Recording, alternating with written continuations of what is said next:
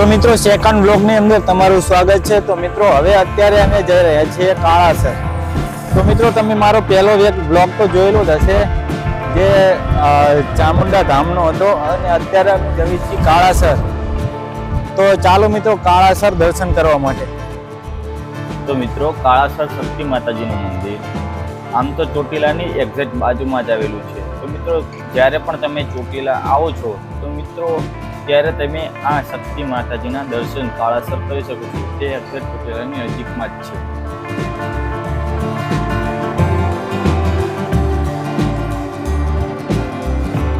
મિત્રો આપણને અહીંયા ઘણા બધા પહાડ જોવા મળે છે, નાના મોટા। તો મિત્રો એ પહાડ જોઈને ખૂબ જ આનંદ મળે છે।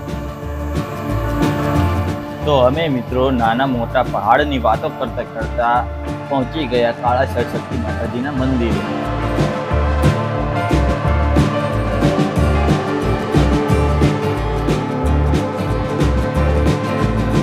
તો મિત્રો આ સેકન્ડ બ્લોગ ની અંદર તમારું સ્વાગત છે। તો મિત્રો આ મારો બીજો બ્લોગ છે। તો મિત્રો આજે અમે આવી ગયા છીએ કાળાસર। તો મિત્રો હિંગળાજમાના દર્શન કરવા માટે અમે અત્યારે જઈ રહ્યા છીએ ઉપર।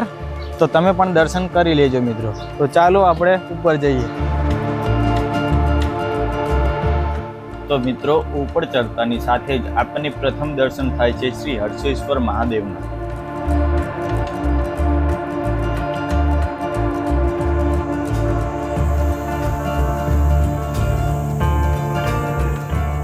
મહામાયા શ્રી હિંગળાજ માતાજીનું મંદિર એક શક્તિપીઠ તરીકે ઓળખવામાં આવે છે। શક્તિપીઠ એટલા માટે કહેવામાં આવે છે કારણ કે પાકિસ્તાનમાં પણ મહામાયા શ્રી હિંગળાજ માતાજીનું મંદિર છે।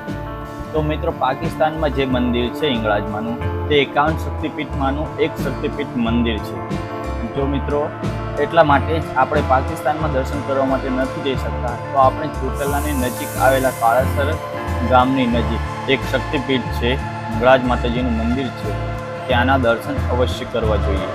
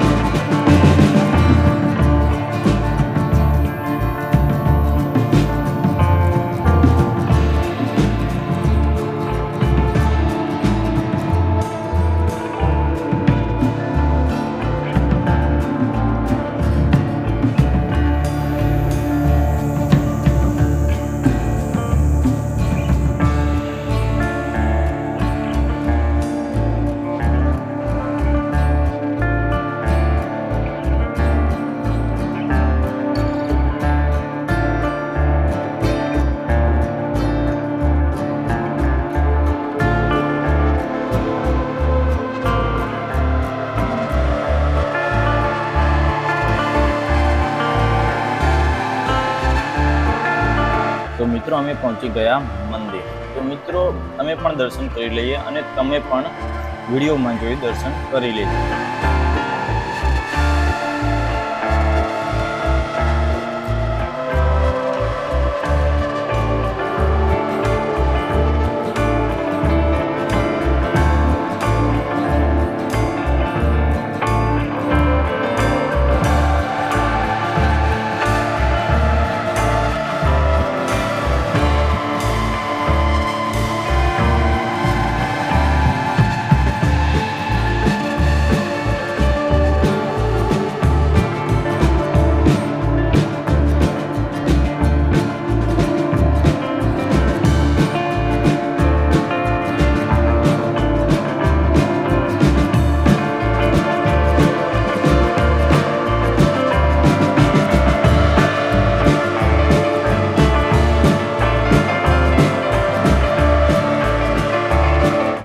તો મિત્રો અહીંયા પણ એક ગુફા છે. તો મિત્રો અહીંયા તમે આવેલા હશો તો મિત્રો તમે તો આ ગુફા જોઈ હશે, પણ જે નથી આવેલા તે લોકોને આ ગુફાના દર્શન કરાવતા. તમે જોઈ શકો છો કે અંદર કેટલું અંધારું છે.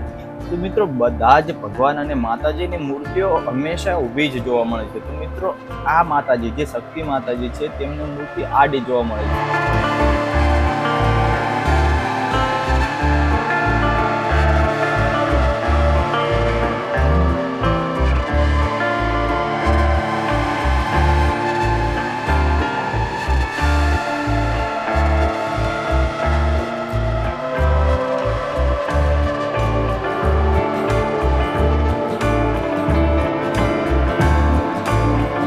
મિત્રો સૂતા હોય તેવા માતાજીના દર્શન તો મેં આજે પહેલી વાર કર્યા છે.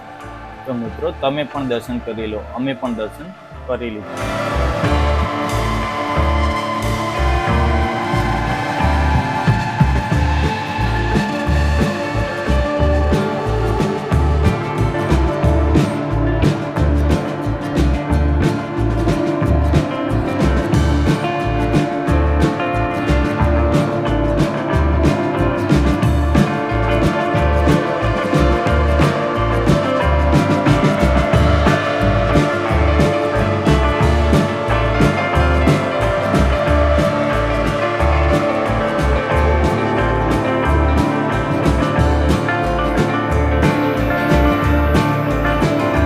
તો મિત્રો વ્લોગ સારો લાગ્યો હોય તો સપોર્ટ જરૂરથી કરજો.